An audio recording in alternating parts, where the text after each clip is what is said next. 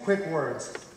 The first is that in the book of Genesis, in Bereshit, as it's pronounced in Hebrew, there is a description of the creation of human beings. You hear about animals being created by God in mass. When God creates fish, there are fishes in multitudes. When there are birds of wings are created, flocks and flocks are instantly upon the face of the earth. Animals are created, and these animals are in mass, in multitudes. But yet, when a human being is created, it is a single pair, Adam v'Chava, Adam and Eve. Now, the rabbis ask the question, why is it that when all other living things are created, they're created in mass? When human beings are created, it's a single pair. And the answer the Midrash gives is that so no one today can say, Avi yoter tov me'avicha. My father is better than yours. By all of us coming from a single pair, we're reminded of our shared humanity. And we're supposed to act accordingly. There is no country on the face of the planet that understands that better than the United States of America. And leading our great country and reminding us of our shared humanity is at the very core of what this country stands for. And leaders who lead us understand this best of all.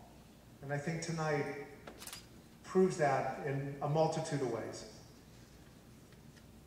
The second story, as I introduce the individual who will be introducing our speaker today, is something that started 14 years ago. Our relationship began when I was living here at Palm Beach, and I drove my car out and noticed on the hood of my car was a small lizard, something you see quite often in Palm Beach. And not wanting anything to happen to the lizard, being a softie that I am, I stopped my car, and the lizard, so grateful, jumped onto me and crawled onto my back. And so I happened to see a young woman walking down the street, and I said, "Pardon me, madam, but is there a lizard on my back?" And she says, "Yes, indeed there is." And I go, "Would you mind knocking it off?" Which she did with great flair. Little did I know that that woman was the future mayor of Palm Beach. Gail Caniglio and I share humble beginnings. She told me just the other day that when she first saw me there, she was wondering, "Oh my God, who's this person on the street doing?" You know, this is being Palm Beach, not New York City. So in any event, it was a privilege to have Mayor Caniglio help me back then, and we look forward to being partners in so many ways in our fair town. It is my privilege and honor to introduce to you Mayor Gail Caniglio.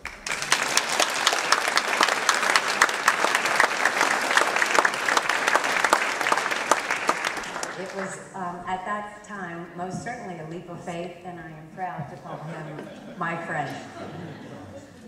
I am the mayor of the town of Palm Beach, and I am very lucky to be the mayor of the town of Palm Beach.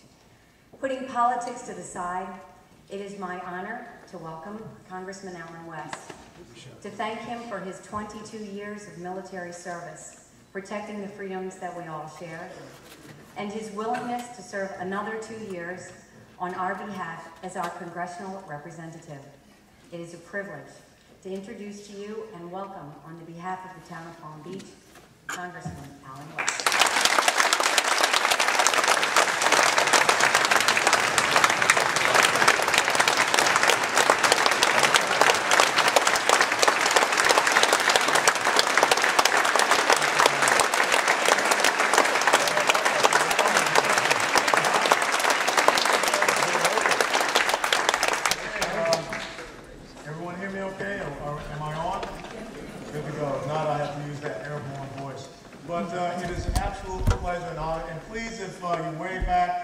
Please come on up, because I want you to be able to see the information here that we're going to have. But it is a great honor and a pleasure to be here with you and share this evening.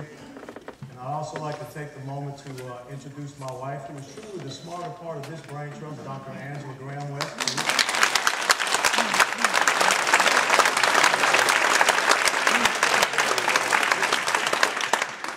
this past week on Monday, I had a great opportunity.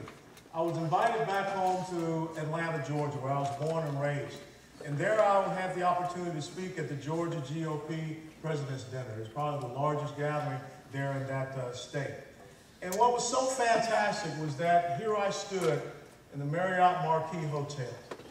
Marriott Marquis Hotel that, as a young man, growing up in the inner city neighborhood just 2 miles away, I had never been inside.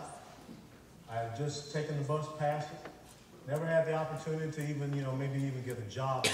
But there I stood in front of the current governor, former governor, senators, members of Congress, members of the Georgia State Assembly, stood in front of 700 people coming back home to do something that probably I did not ever believe that I would have the opportunity to do when I was born in this country in 1961. And when you think about the greatness of the United States of America, think about the fact that probably Herman and Elizabeth West would not have been able to bring me to Palm Beach Island back in 1961. But when you read the preamble of the Constitution, and it says to form a more perfect union, that's why I'm able to stand here as a congressional representative of Palm Beach Island, because no place in the world could that have ever happened except for in these United States of America.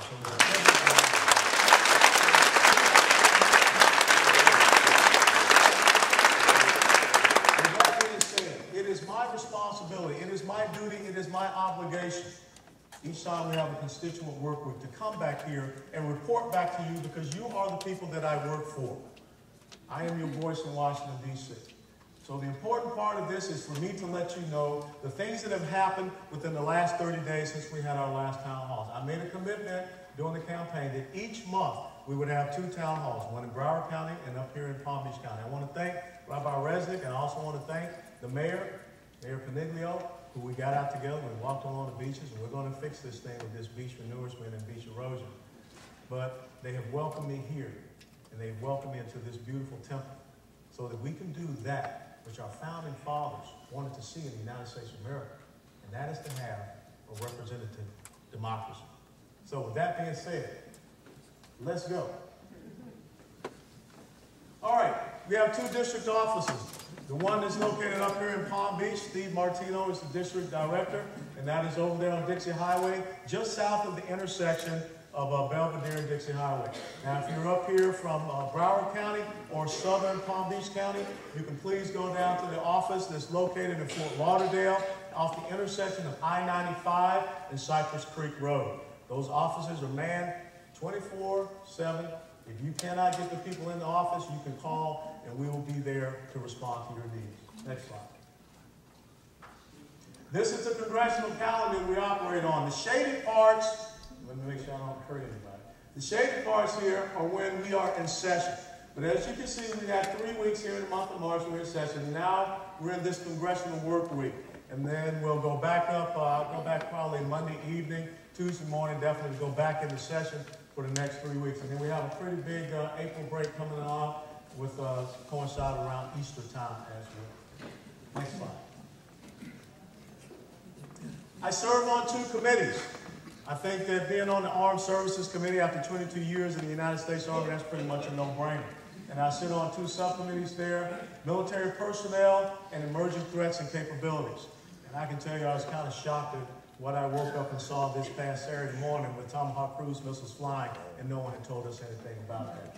Then I sit on the Small Business Committee, which I think is a great committee to be on, because the backbone of our economy, the economic engine that will bring us forward, is revitalizing and renewing our commitment to our small business owners. We have to do that. We have to reduce the taxation burden. We have to reduce the regulatory burden. So with these 2 committees, it gives me a great focus. That's your economic and your national security. And I can't think of any 2 better committees to be on. Next slide. Major legislation that has occurred here in the past month. Back there on the 1st of March, we had this short-term continuing resolution. As you can see, it passed 335 to 91. That was coming after H.R. 1, where we sat down, and many of you saw us on C-SPAN. We don't have a budget for the United States of America right now for fiscal year 2011.